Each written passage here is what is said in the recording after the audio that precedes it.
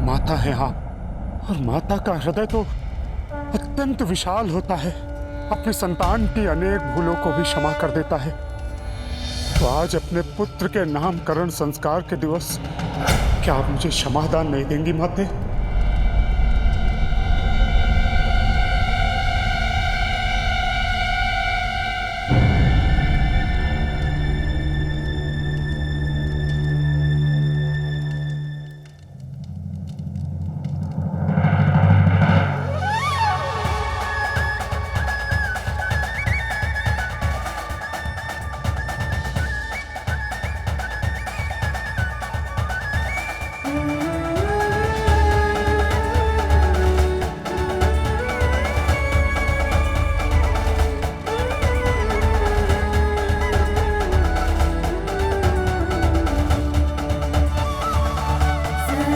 आज के शुभ अवसर पर मैं किसी को निराश कैसे कर सकती हूँ?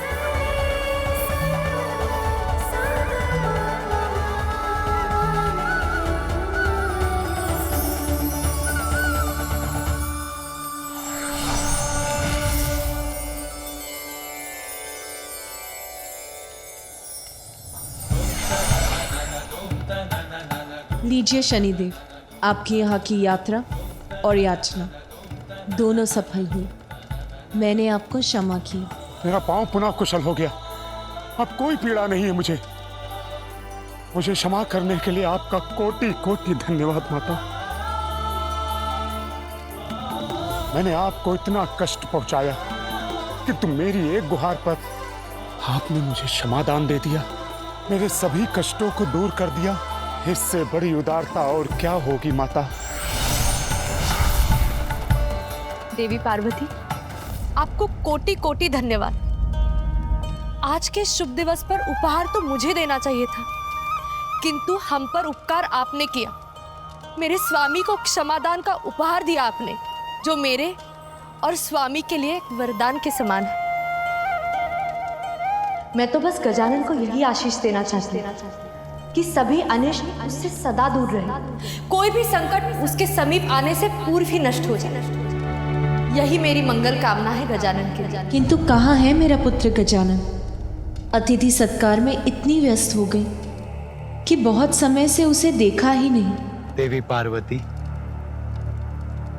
कोई और भी है जो आपसे भयभीत? कौन कौन भयभीत है मुझसे भ्राता श्रीहरि? वहां देखिए।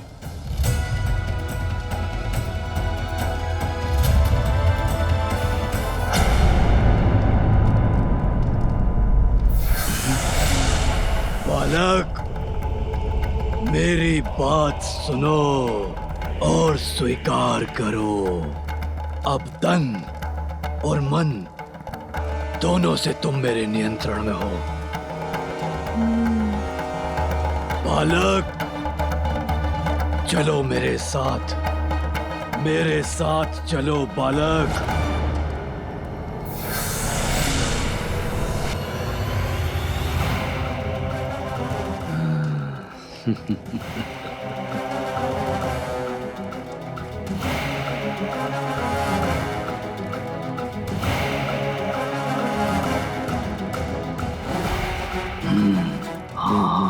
उचित है।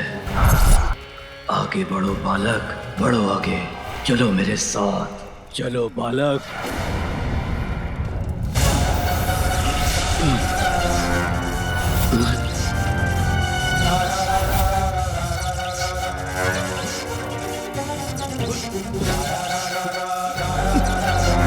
अरे, ये कौन सी शक्ति ने मुझे जड़ कर दिया है? तनिक भी नहीं हिल पा रहा हूं मैं। और शक्ति लगाकर देखता हूं। कौन है भयभीत मुझसे भ्राता श्रीहरि?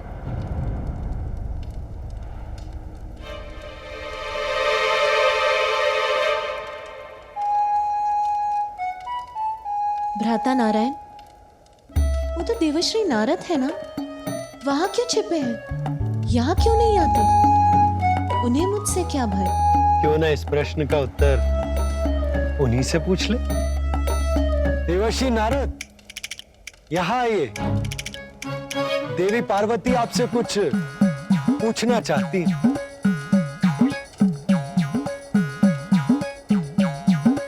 प्रभु नारायण, कहां फंसा दिया आपने मुझे? यदि सत्य जानकर माता पार्वती को क्रोध आ गया तो मैं क्या करूंगा? देवश्री नारद ने तो मेरे प्रति कोई अपराध नहीं किया, फिर वो मेरे समक्ष आने में क्यों भय कर रहे हैं?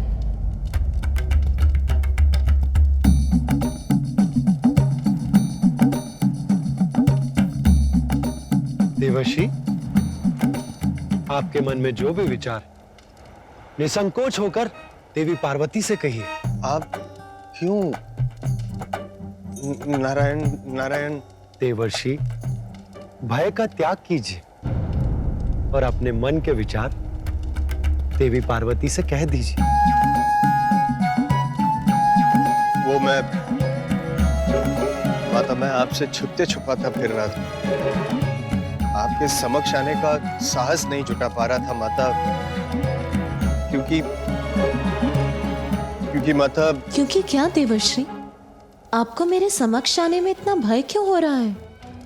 बहुत बड़ा दोष है मेरा माता।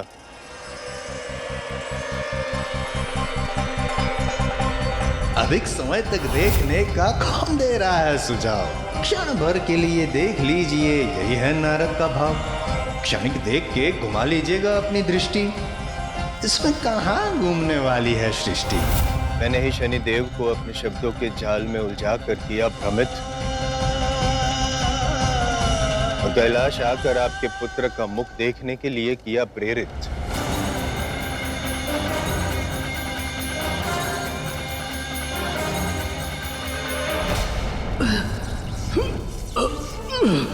अपना पांव तक नहीं उठा पा रहा हूं मैं, क्या करूं अब? हाँ, उचित है, उचित है, उचित है। ये तो स्वर मेरा था, किंतु मैंने तो कुछ कहा भी नहीं। तो मेरे स्वर में मेरे शब्द, मेरे मस्तिष्क में कौन दौड़ा रहा है? कौन बुन रहा है ये माया जाल? उचित है, सर्वथा उचित है। सुनो मेरी बात। ये किस अदृश्य शक्ति ने घेरा है मुझे, जिससे मैं अपनी संपूर्ण शक्ति लगाकर भी भेद नहीं पा रहा हूँ? जिसने मुझे यहाँ जड़ बनाकर अपने ही शब्दों की गूंज को सुनने के लिए विवश कर रखा है।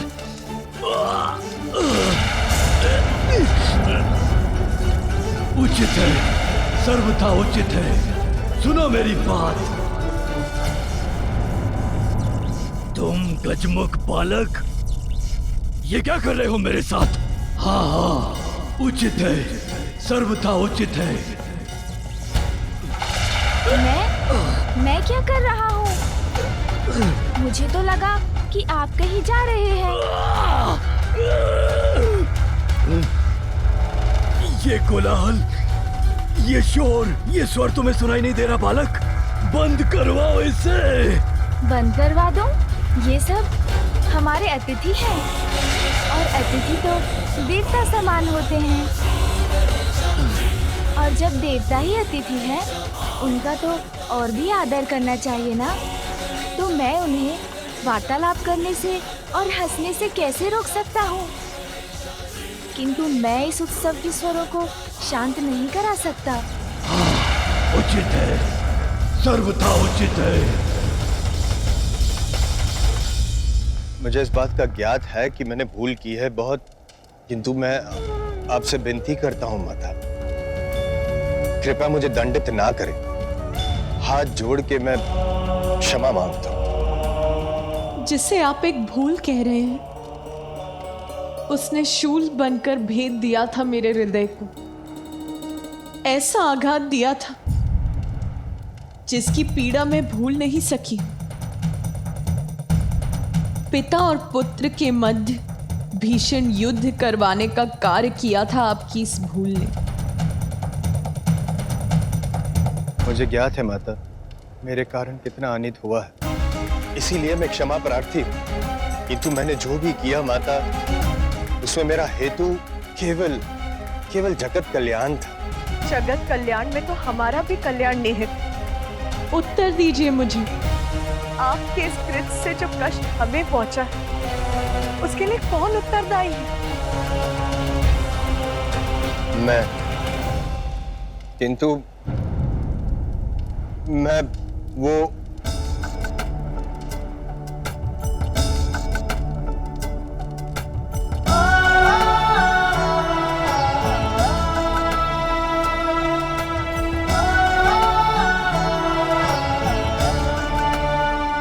किंतु अंत भला तो सब भला। आज के इस आनंद उत्सव में मैं आपको दंड नहीं दूंगी देवश्री। आप भय मुक्त हो जाएंगे। नारायण नारायण।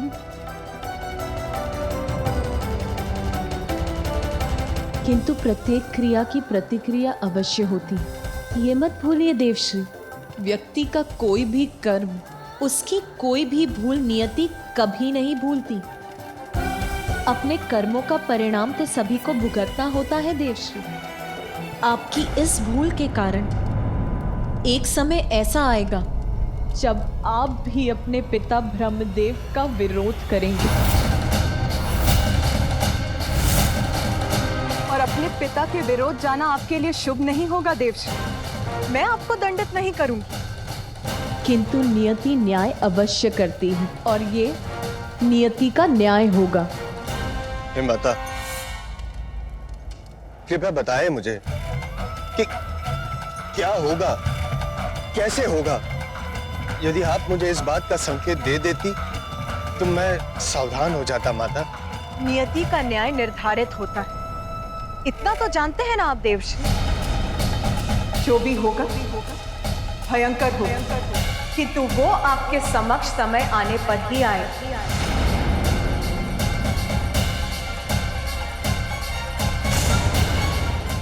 मुझे ऐसा प्रतीत हो रहा है जैसे मेरे मस्तिष्क में विस्फोट होने वाला है। ये कोलाहल मुझे प्रताड़ित कर रहा है बालक।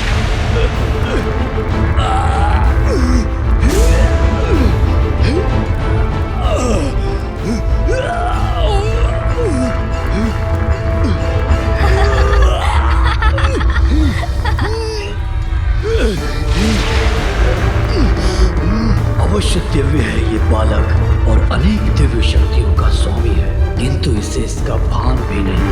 मैंने अपनी शक्ति से इसको सम्मोहित करने का प्रयत्न किया, किंतु विचार का जो वार मैंने इस पर किया वो तो उल्टा मुझ पर ही पड़ गया और मैं यहाँ जकड़ कर रह गया। इससे सावधान रहने की आवश्यकता है सिंधुरा।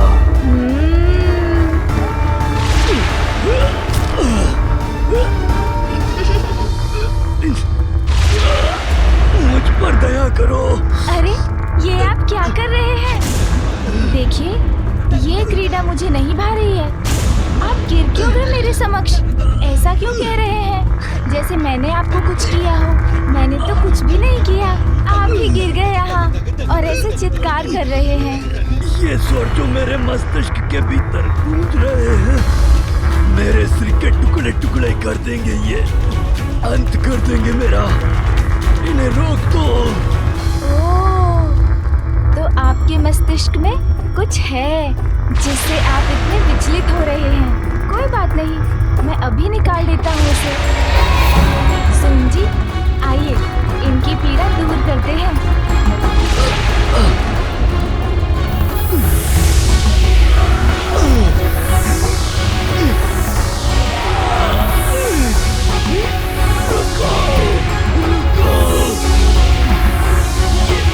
ये क्या हो रहा है मेरे साथ? मैं वाट को बनकर वायु में विलीन क्यों हो रहा हूँ? अरे सोन जी के ऊपर ये मक्खी कहाँ से आ गई?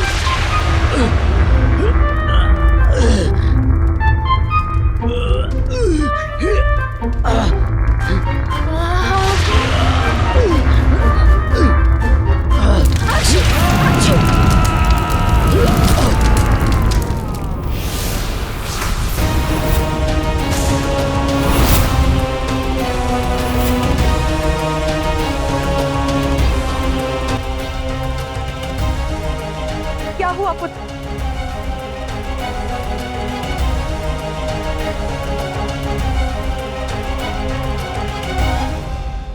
कुशल तो हो ना? माँ वो मुझे क्षमा। तुम्हें क्या क्या हुआ था पुत्र तुम्हें?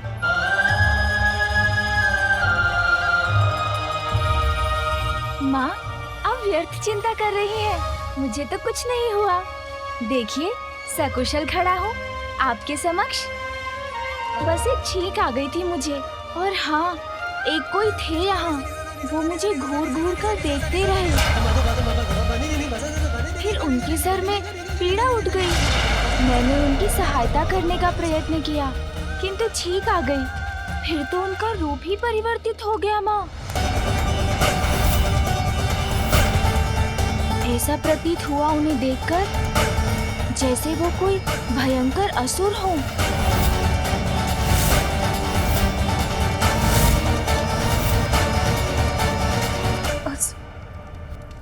यहाँ कैलाश में? गौरी, क्या हुआ? गजानन कुशल तो है? स्वामी, एक असुर था यहाँ और हम उसे पहचान नहीं सके। गजानन पर घात लगाए बैठा था। कौन हो सकता है वो असुर स्वामी?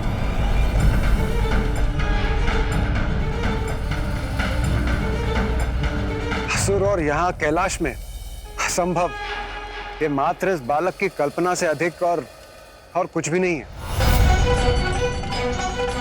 देवी पार्वती, आप चिंता मत कीजिए। वो जो भी था अब चला गया है। और अच्छी बात तो ये है कि वो गजानन का कोई भी अनिष्ट नहीं कर सका।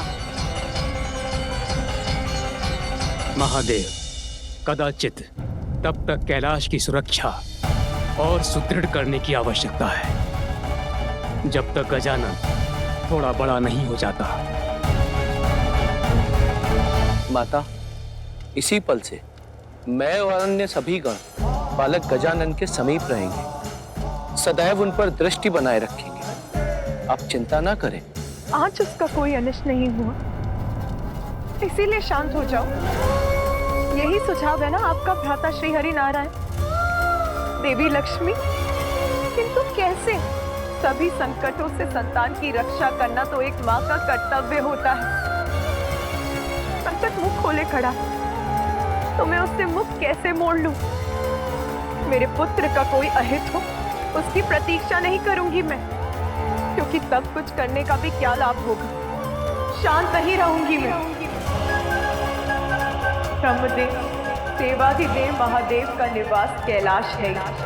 संपूर्ण ब्रह्मांड में सर्वाधिक सुरक्षित। यहाँ सुरक्षा में कोई कमी नहीं। कमी है तो कहीं ना कहीं प्रारब्ध में, जिसके कारण चंद से ही मेरे पुत्र के जीवन पर कोई ना कोई संकट छाता रहा। सुनिए सब, जब तक मैं अपने पुत्र गजानन की सुरक्षा के प्रति निश्चिंत नहीं हो जाती, मैं अपनी चिंता नहीं त्याग सकती।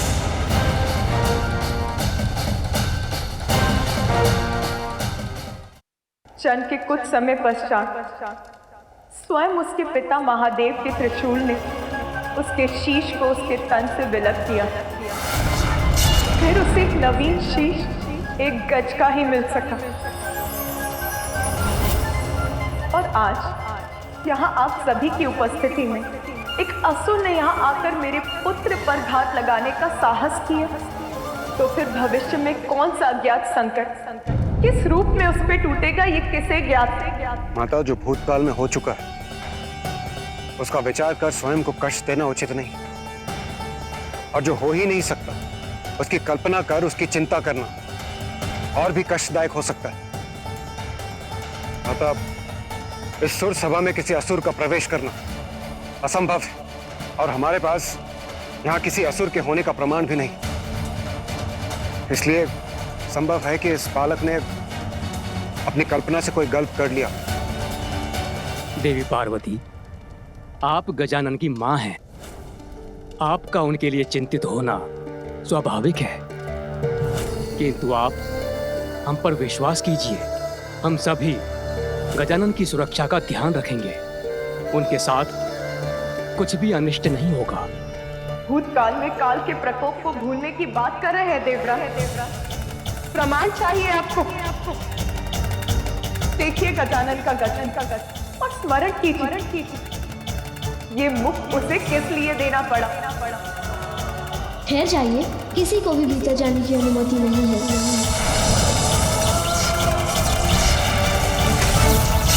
ये उसके प्रारब्ध का ही प्रमाण और प्रमाण चाहते हैं आप? तो सुनिए, एक माँ का हृदय अपनी संतान पर आए छोटे से छोटे संकट को भी भाप लेता है। तेरी आशंका निराधार नहीं। मैं उसकी सुरक्षा के प्रति अस्वस्थ नहीं हूँ ब्रह्मदेव।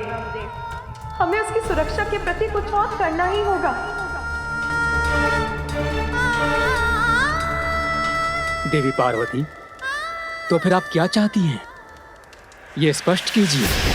मैं चाहती हूँ कि आप श्री हरि नारायण और महादेव मेरे पुत्र का प्रारब्ध परिवर्तित कर दें, उसे देवस्त्र प्रदान करें।